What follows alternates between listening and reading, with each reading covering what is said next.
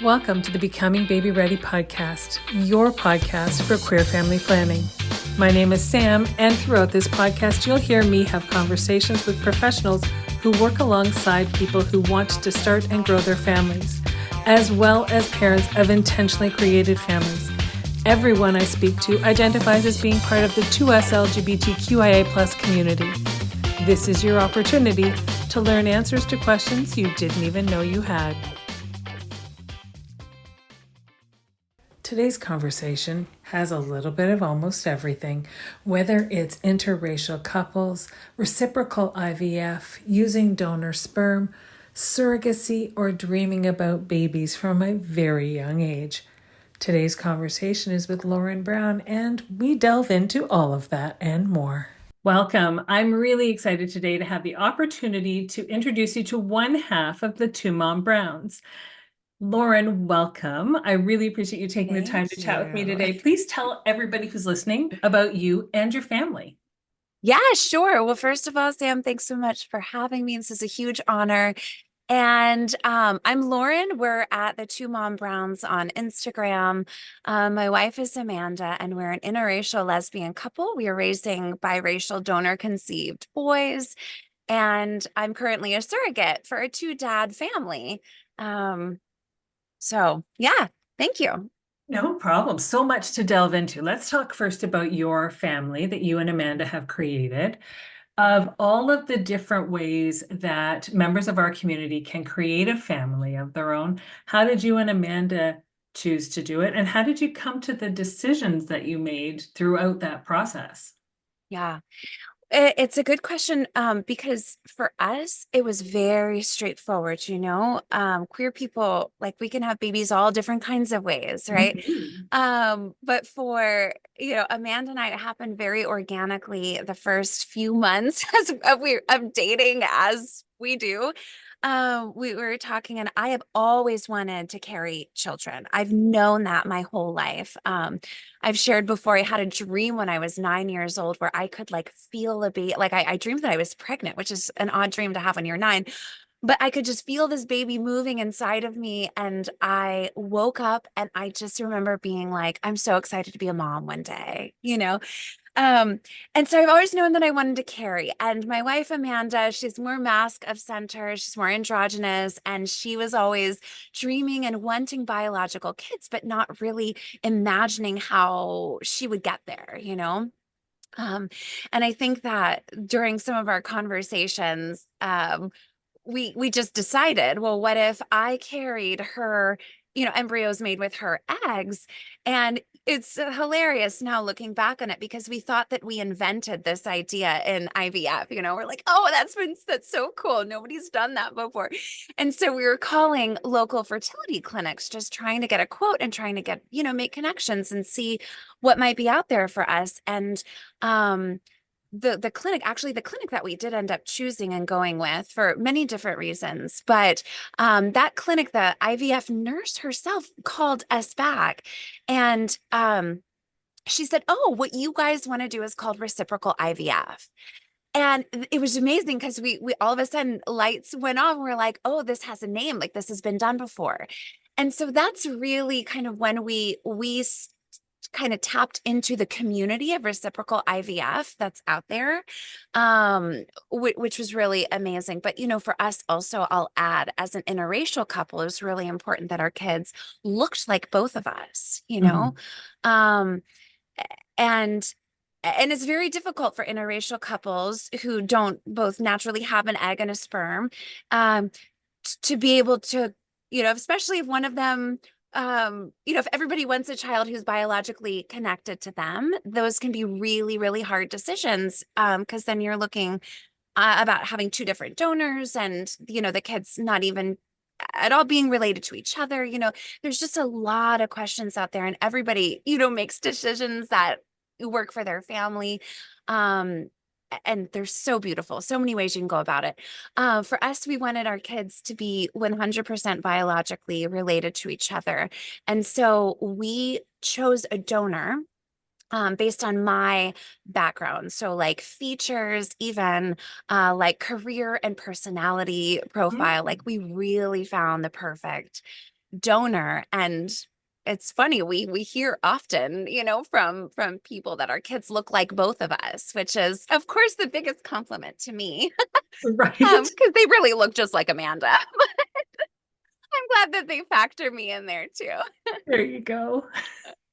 That's that Um, is, I wonder if you had done it the other way around, if the way that you had dove into it, yes, had actually been that Amanda had been the one to carry your egg, if it would have been as easy to find a donor oh, with more similarities to Amanda, because my understanding is that the pool for non-white donors is very small.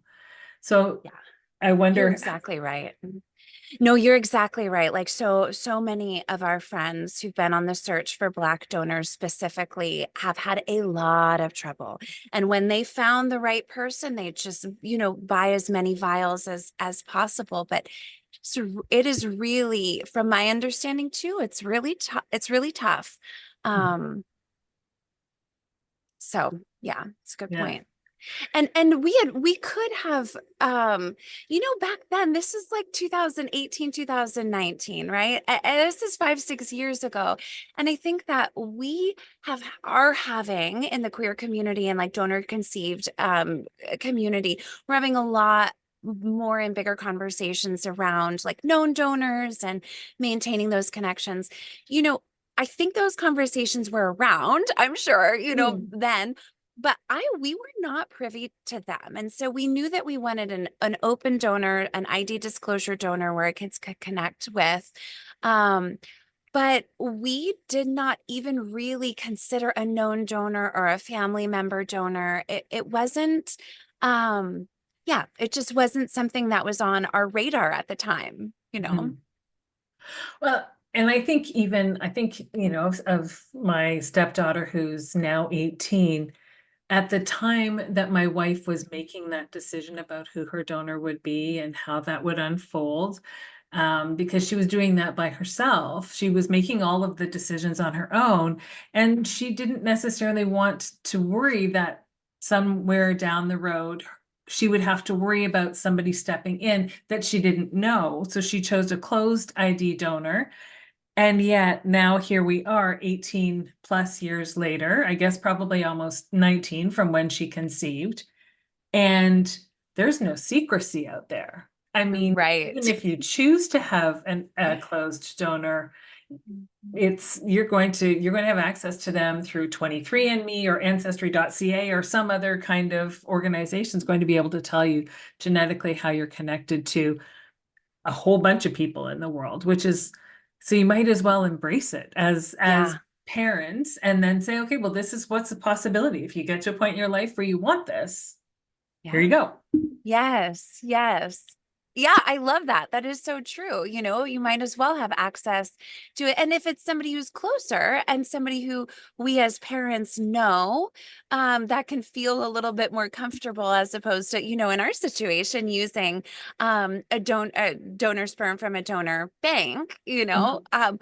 we're totally indebted to this person walking around on the earth. Like, I hope and pray I get the chance to just say thank you for giving us these dream children. But then also we don't know. I mean, we do know a lot about him from his profile, but right, like what is this going to look like in 15, 16 plus years? Mhm. Yeah, TBD. Right. Well, and that's it. With how much the world has changed in the last 20 years, how much is it going to change in the next 10 to 20 years Yes. that we can't even begin to envision because it just feels so. I mean, the Jeffersons seemed to be pretty out there and they're still out there, don't get me wrong, but it's still, there's a lot more AI than we thought there would be, that kind of thing, Uh-huh. right? So who Uh-huh. knows? Yes. Very interesting.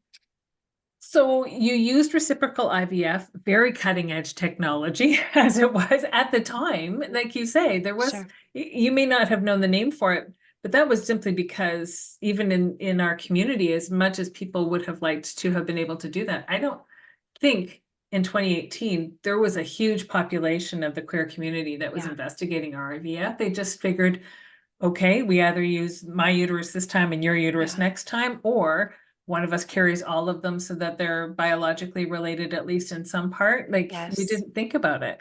Yeah.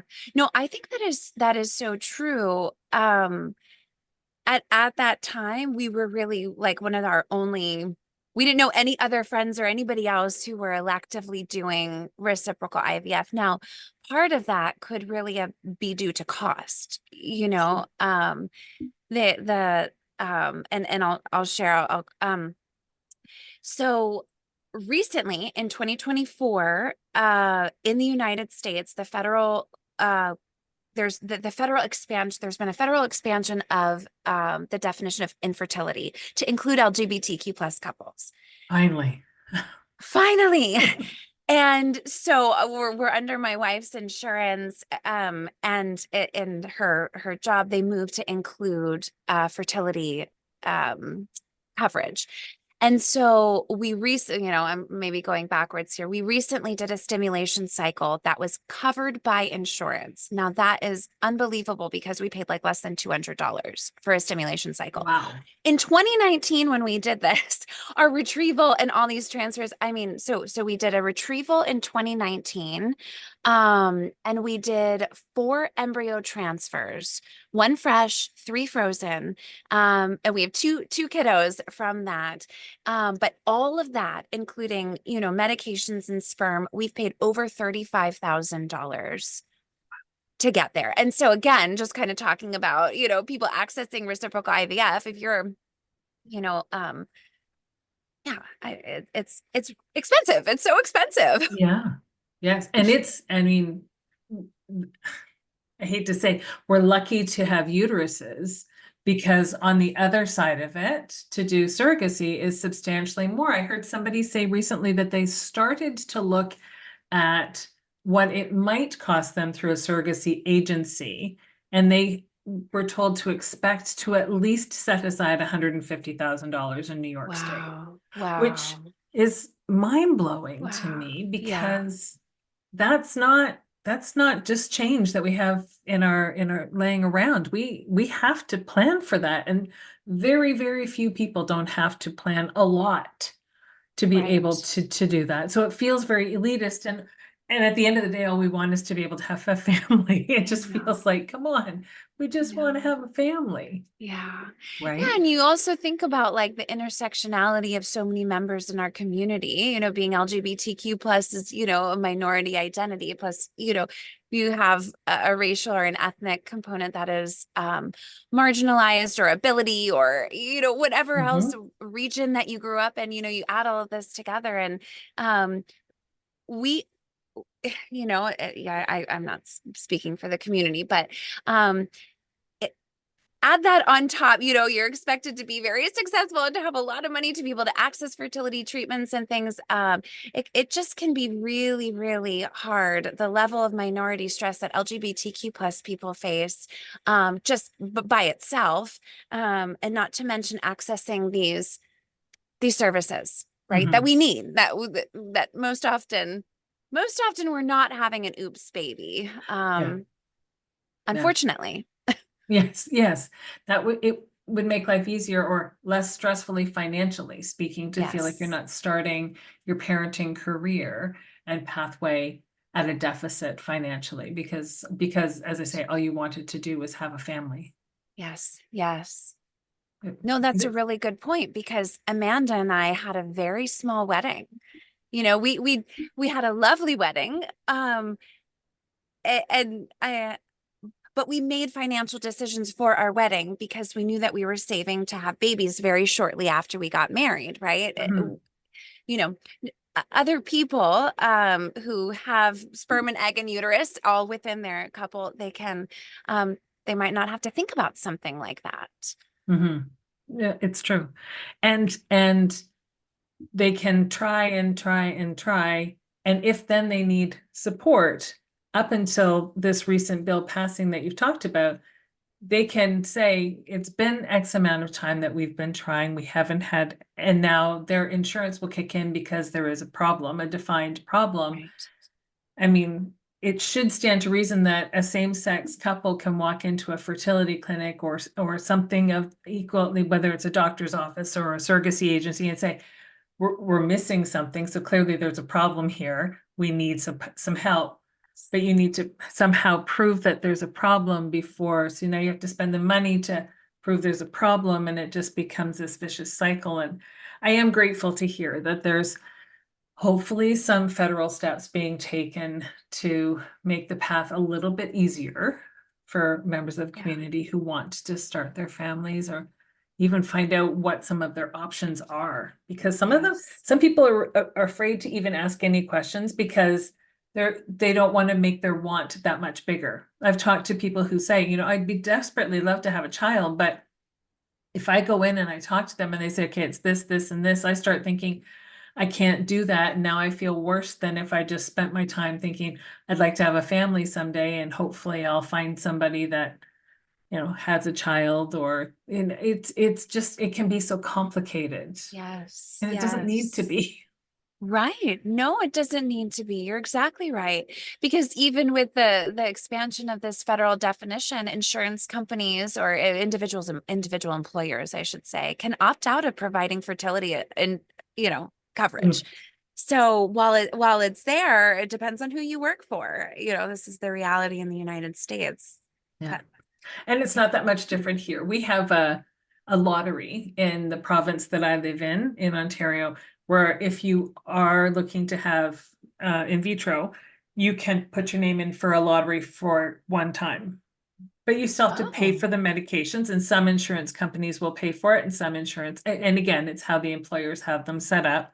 Some will pay, some will not. interesting. It's it's still all very convoluted, and it Yeah. feels like we're still segregating those who can and those who can't. And by definition, not because of physical ability, just because I just don't think you should. And that Oh, feels yucky. that feels really bad. Yeah. Yeah. Yes. So you conceived, and you've got two children, but they're not twins. Is that They're correct? not. They're not. I Okay. get asked if they're twins every Are they? day.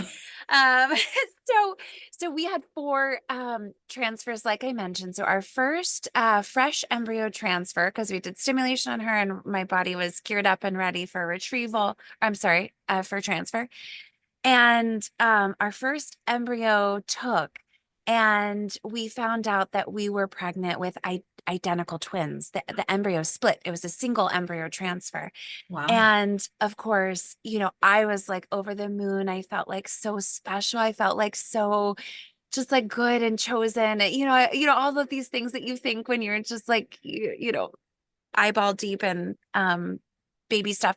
And Amanda, who's a financial analyst, she was like, oh my God, how are we going to put them through college at the same time, um but so there was a lot going on, and we had gone through our fertility clinic. We graduated from our fertility clinic, and then I was 10 weeks pregnant when I went in to see an OB and found out that the twins no longer had heartbeats. It was very devastating for us. We had a miscarriage. We had no idea that could even happen. I Mhm. thought surely if I had a miscarriage, I would bleed. And so, my symptoms had lightened up and I was feeling so great. Said no twin mom at 10 weeks, probably very few twin moms. And, but I just, we had no idea, and we're not prepared. Who's prepared for that? But it was particularly devastating. And then immediately I had a DNC. But I was very much so struggling, and Amanda was too, but she was really kind of our rock at the time. But I was just like, I just want to keep moving. I just want to do another transfer. And so as soon as my body was ready, I got my next cycle, and then we started and we did a frozen embryo transfer this time. And they tell you not to test at home, but we all do. And I tested at home, and I was seeing little lines, and I was like, oh my gosh, we're pregnant. And then those lines got a little bit darker, but then they started to fade lighter. So we had a chemical pregnancy. And then by the time I did blood work, it was negative. I was not pregnant. I had a chemical pregnancy, as they say. And that was very devastating, again, like on top of the twin Hmm. loss that we had just gone through.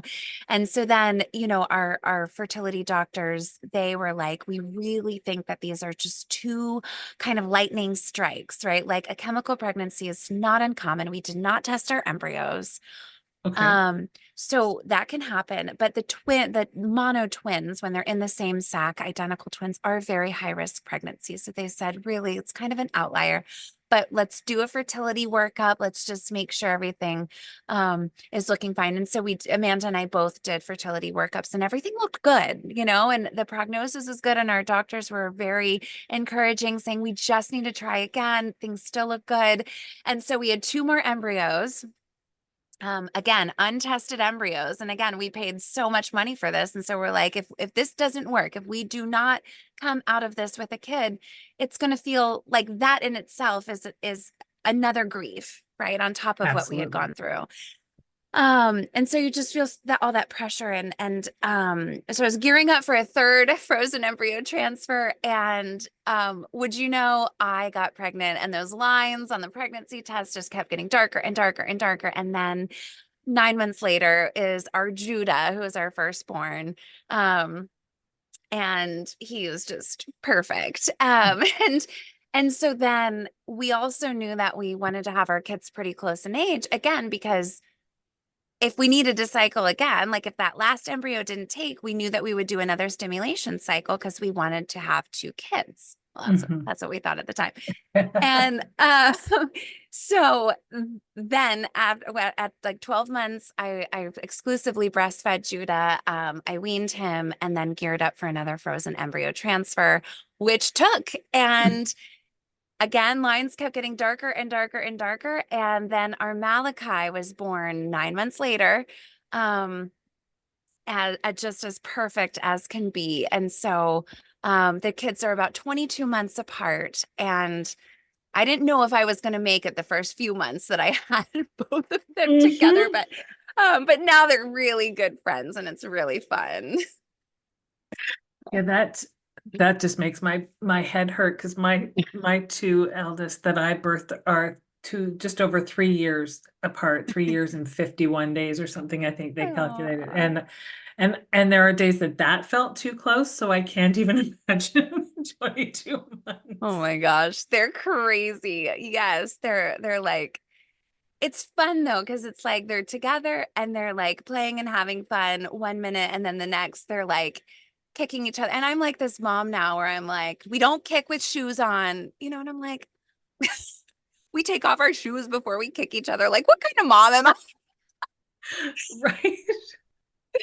No, it's so fun. I just Yeah. keep them minorly safe. Hey, and that's truthfully, that's the best we can do as parents. Hold on for just a moment. We'll be right back. Today, the week after Toronto's first ever all inclusive queer family planning event, I just want to take a moment and thank each and every one of you for listening to this podcast, for sharing the babyREADY resources with all of your queer friends and family, and for making sure that you do your part in this world to make it a better, safer place for all members of the 2S LGBTQIA plus community. You went on this journey, you decided that to have this family, you've got these young children, and then one day you wake up and say, honey, that was fun for us. How about I do it for somebody else? What possibly went through your brain? Oh, I love that. I love the way you worded that. So I have thought about surrogacy for a long time. I tried to be an egg donor. I always like wanted to just participate in the gift of life because, even before having kids, I just knew I loved kids. I just knew how precious it was. Now having kids, especially now having donor conceived kids, I'm like, oh my God, the gift, seriously, the gift that our donor gave to us in these amazing kids. Like, I like owe him everything. It's like I Mhm. just you can't place a price tag on it. You just can't. even explain, but you just can't explain Mm-mm. how big it is. And so I could not, when I tried to be an egg donor, I could not be an egg donor due to a couple just like recessive conditions in my genetics. And so that was really sad for me. Uh, and I think probably after having, I've always thought about surrogacy, but you don't know how pregnancy is going to be for you, right? But after having the two, I started talking with Amanda about surrogacy because we are just such strong believers that like we all deserve to have the families that we dream of. Like we just do. Things are so exponentially hard for us in life anyways, but like kids bring so much life and joy Mhm. and love and um yeah, I wanted to be a surrogate for a two dad family. It was my vision. And first started talking about this with Amanda, who, not having thought about this ever in her life was just like, whoa, like was out of nowhere. But the longer we talked, the more it like really sunk in with her. And she really got on board. And that's one thing I can say about Amanda. Like she is much more like even keel. If I'm a little bit more of like the spirited or creative or like wildish one, she's a little bit more like even keel, like down to earth, or like feet on the earth, I should say. And so but she really got on board. Like she is an amazing supporter to me. And so we connected. I was talking with a friend who yeah, I didn't know anything about surrogacy. I didn't know anything really before I even reached out to surrogacy agencies. I didn't even look into like private surrogacy. I didn't look into anything.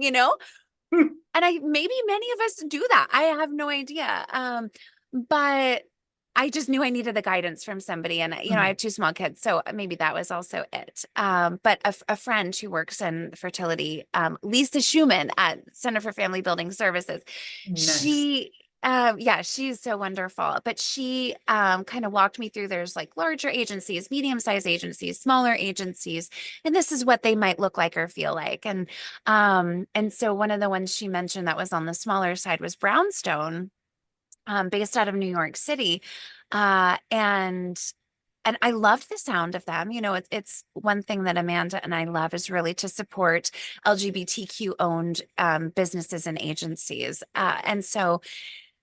And a lot of surrogacy agencies are actually queer owned, which is cool. But Mhm. but that's one of the reasons why we chose Brownstone. But they had really good reviews on their ethics and practices. And so yeah, we did end up getting matched with a two dad family through our agency at Brownstone. And we've had a lovely experience um there. And with the dads, like we become very good friends.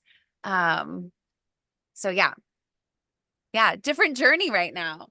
It is a totally different journey. And I mean, I think that it's fantastic. And I mean, to be fair, Amanda probably looks at you and says, okay, well, it's your body, so you get to choose what you want to do with it. And if you can help someone else have the kind of gift that we've been able to have, as you say, with having children of our own, then how can I, as your partner, not stand beside you and say, absolutely, let's jump into this with 2 feet. If it had got to a point where it was, there was a health threat to you or something, then I can see that may have made things more difficult to be supportive of you on the journey. But as it Yeah. stands, everything has been so smooth. There's every reason to Yeah. believe it will be smooth. So why not Yes. support this Yeah. gift that you're sharing with these two humans who just want to be parents, right? Yes. But what a gift for your kids.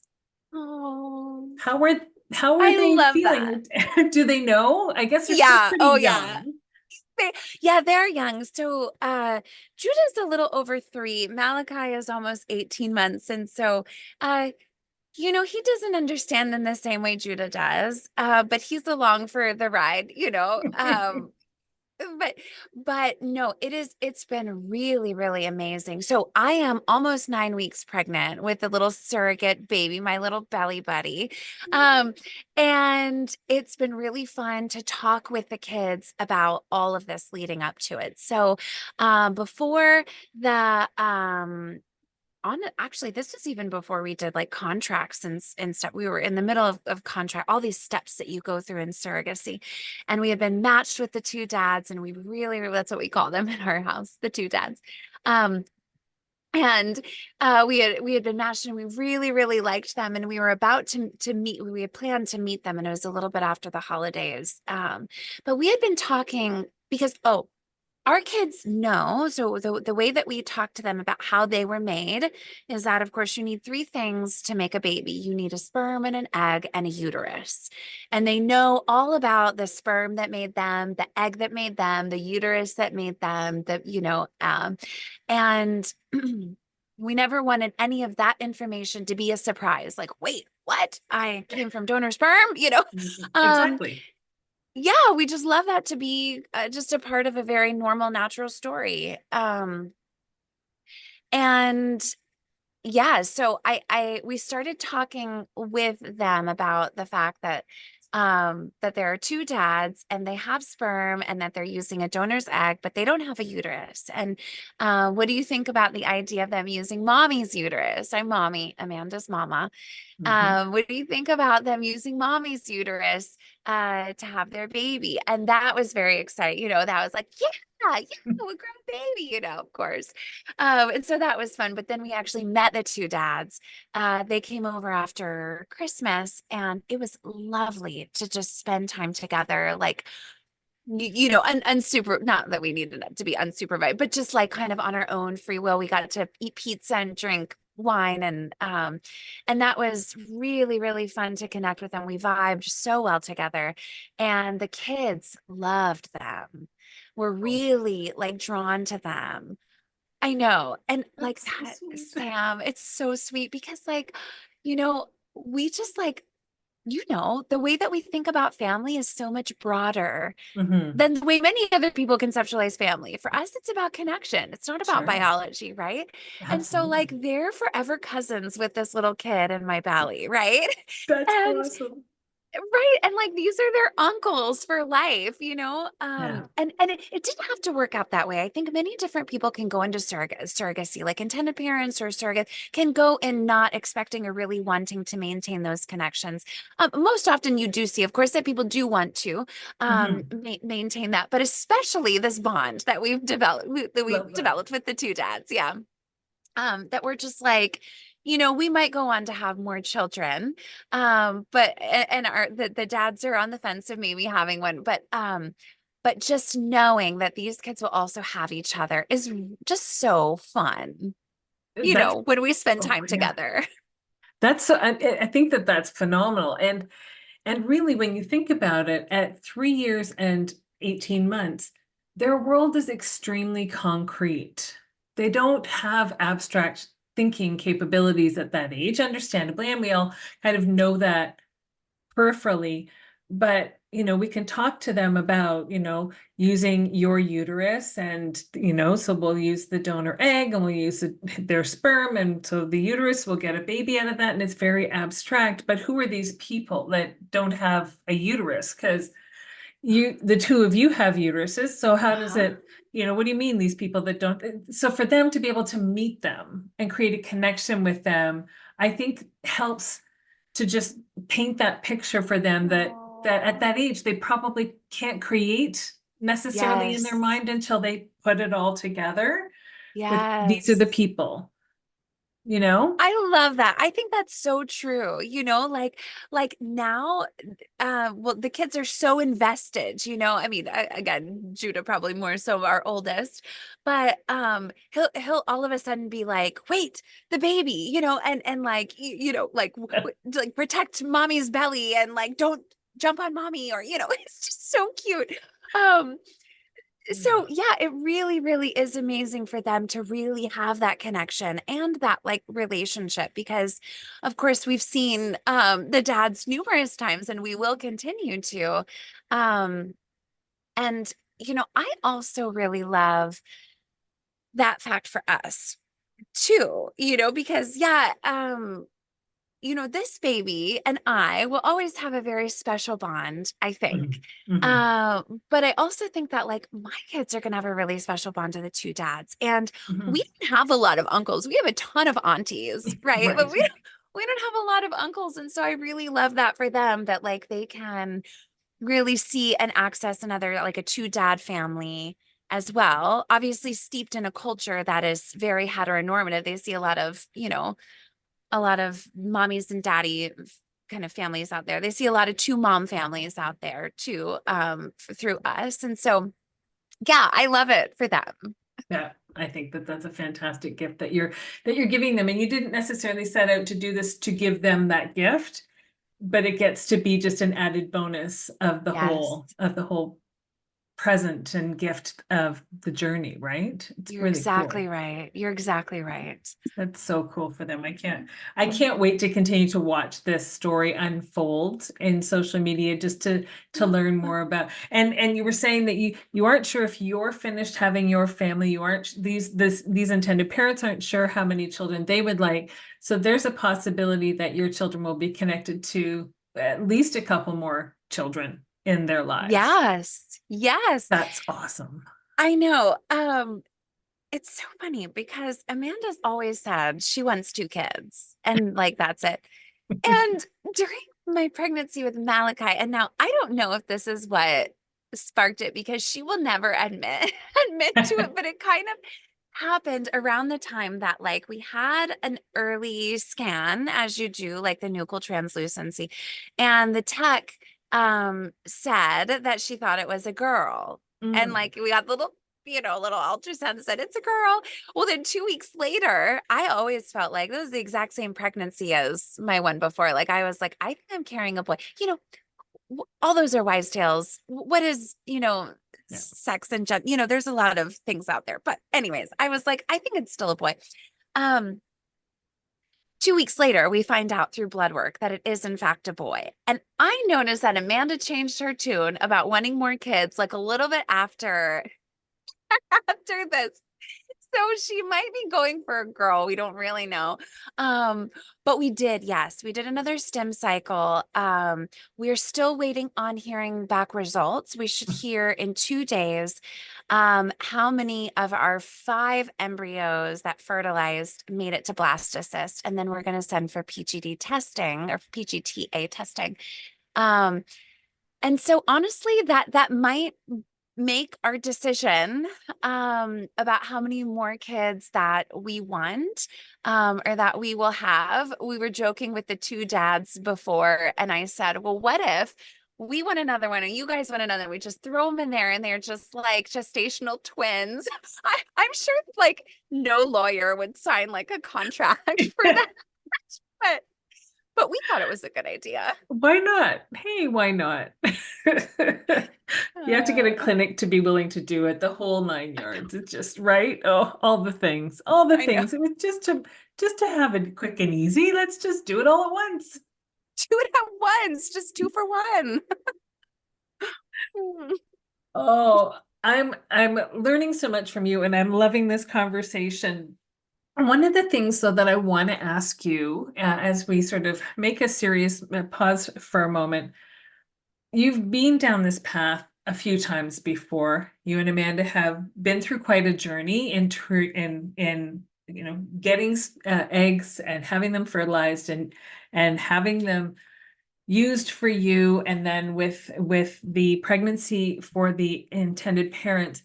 Through all of that, have there been times when you've been made to feel like you were the other, you and Amanda as a queer couple more than anything? Although I cannot take away from the fact that you are also, as you've identified, a biracial couple. So there is also othering that comes in that realm as well. Yes. No, so that it's a really, really good question and point. We have not been without discrimination or without being, treated differently. I will say that there are a couple of protective factors. And one is that we live in like the Washington D.C. metro area. And so this city, this area is very diverse. Um people all different backgrounds and nationalities, ethnicities, and so there is that that we don't look like the only interracial couple. Amanda and I also talk about, or we kind of joke about how like all the new generation, the new kids, like everybody is mixed. Like all the kids that we know, it seem like everybody's mixed, and it's so lovely. Um, the more the better. And then again, DC is also the estimate is about 10% of the population is LGBTQ. Wow, And so that's a that's huge number. huge number. I think it's one of the gayest cities in the United States of America. And so I recognize that as also privilege, right? Of like, we live in a place where like we don't necessarily walk down the street and get glances. I will also say that because Amanda and I look the way that we do, me being more feminine and her being more masc or androgynous, people don't think, that you hear lesbian couples get that, like, oh, are you sisters, or are you her mom, or, weird stuff like that. We have never gotten that. People look at us and they know that we're together, because our kids do really look like both of us. People don't assume that like I'm the nanny or she's the nanny, or, um, she is darker than our children. And so sometimes they might assume that she's the mom of the kid who's darker on the playground,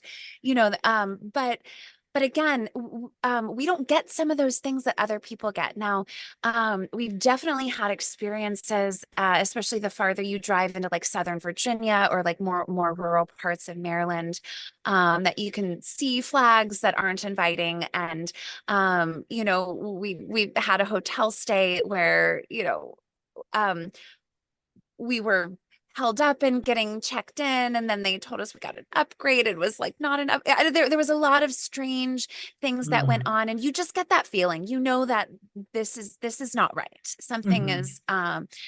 is different and off. I will say though, as far as like in the making babies realm, we are very particular about who we go to, and like who we open our family to. So like we were actually one of the first couples at our fertility clinic to do, we're the second couple to do reciprocal IVF. And while we were there, a lot of the paperwork at that time, not then because it's completely changed then, but we were crossing off like, husband, and, like we were like rewriting their paperwork a little bit. But Mm-hmm. we were never treated badly. There were just some tweaking that they did. We also picked a pediatrician who is a lesbian too. And so, I think if there's anything that I can, and the birthing center, that like half of this staff is queer. And, again, like if there is something that I can say though, is to like really like find your people and stick with your people, because um um there is protection in that, like we Mm-hmm. had a doula for my first birth, and we ended up transferring to the hospital. It was a non-emergent transfer. I was just in labor for way too long. And I remember our doula, who's probably queer identified, like yelling at the anesthesiologist who didn't knock before coming into the room. Like, I mean, it just felt like, you just choose Mm-hmm. people that are going to look out for you. And that feels Mm-hmm. so good. And it's important. That's something that like, people who are not in the community, or people who are of like a majority identity don't really maybe have to think about. Mm-hmm. You just create safety by connecting with people who identify with you. Yeah, absolutely. And that's really important, especially through a process that can make you feel very vulnerable, especially if it's your first time going through it, right? You don't know Yes. what you can ask for, what you should Yeah. ask for, what you might need down the road. Yes, 100%. I didn't know the impact of finding a lesbian pediatrician until like now that I mean, I knew that I did that on purpose, right? But Mhm. like reading about how like other donor conceived kids are being talked about by their pediatrician in front of them, right? And like how you just like those interactions that like it's like not a thing, or like if it is, it's a very open, loving like Mhm. conversation, right? Just like the kind of the bedside manner of um yeah, being a queer couple, raising donor conceived kids, and um, kind of those nuances that if you don't know about, you don't Mhm. really know how to address very well. Right. Right. And we can't know what we don't know, but that doesn't make it okay for other people to make us feel poorly about how we're doing things just simply because we don't know. Right.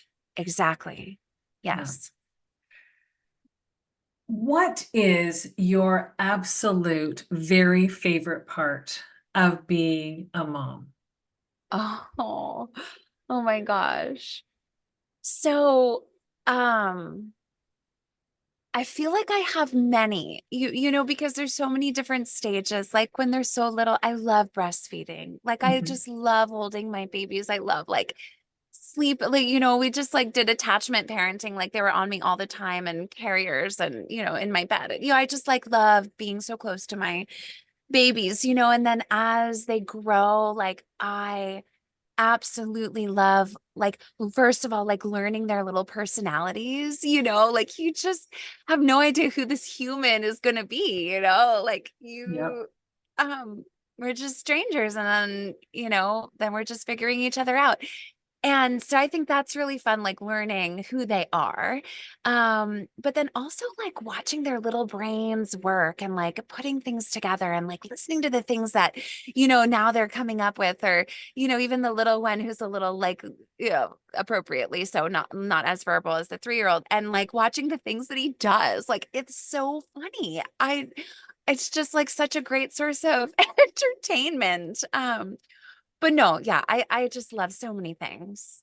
But Yeah. yeah, It's pretty amazing. It is pretty amazing to get to be a parent for sure. For sure. it's really sweet. I want to take a moment and say thank you so very much for taking the time today Oh, to talk to me and to tell the people who listen to this podcast what your journey's been like, to give them some information and some hope and some food for thought about their own pathways forward, because we need those. We need that when we're still in the should we even think about starting a family phase of our lives. So thank you so very much. Is there somewhere that you can tell people that they can find you and learn more about the journey you're on? oh, sure. Well, we are on Instagram at the 2mom_browns. And that's the only place we are. We have not branched into TikTok, or other things. But I also want to say, Sam, thank you so much for having us. Or me. This is a huge, huge honor to share our story and just like the love of creating families that we dream of. Like this is everything. Thank you. Thank you. I feel like it's a gift that I get to hear other people's stories and be able to share them with the world. So you're an inspiration. Thank you. Thank you for joining me today on the Becoming Baby Ready podcast. If you have a story that you'd like to share, or you know someone who might, if you're a professional who works in the capacity of helping people start and grow their families, and you identify as being a part of the 2S LGBTQIA plus community yourself, then please don't hesitate to reach out. We always have room for more stories to share, and there's always more learning to do.